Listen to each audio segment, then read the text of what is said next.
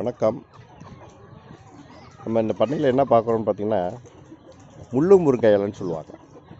இந்த கிராமத்து ஏரியாவில் இந்த இது சொல்லுவாங்கள்ல, பழைய காலத்தில் வந்து இந்த சளி பிடிச்சிருக்கு இதெல்லாம் பார்த்தீங்கன்னாக்கா, நம்ம அடை சுட்டு கொடுப்பாங்க. ஒரு முள்ளு முருங்கை இலைன்னு போட்டு சளி பிடிச்சிருக்கு, நொஞ்சரிச்சிருக்கு, இது மாதிரி ரொம்ப சளியாக இருக்குது அப்படின்னு சொல்கிறவங்களுக்கு இந்த மாதிரி பார்த்தீங்கன்னா அடை சுட்டு கொடுப்பாங்க. இது மருத்துவ குணம் உள்ளது.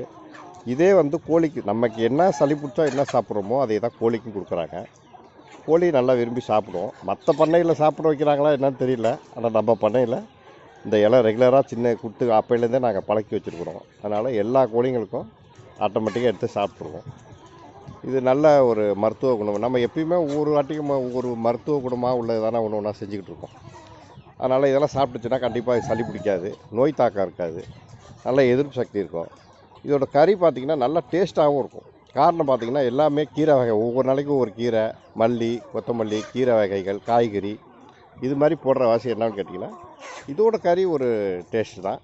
கோழி நல்லா ஆரோக்கியமாக இருக்கும். நமக்கு வந்து பெருசாக ஐயோ சளி பிடிச்சிக்கிச்சு, அதாகிடுச்சு, இதாகிடுச்சு, நோய் தாக்கமாகிடுச்சு, சாப்பிட மாட்டேங்குது, நிறையா கோழி செத்து போகுது அப்படிங்கிற பிரச்சனையெல்லாம் இதுவரையும் நான் பார்க்கல.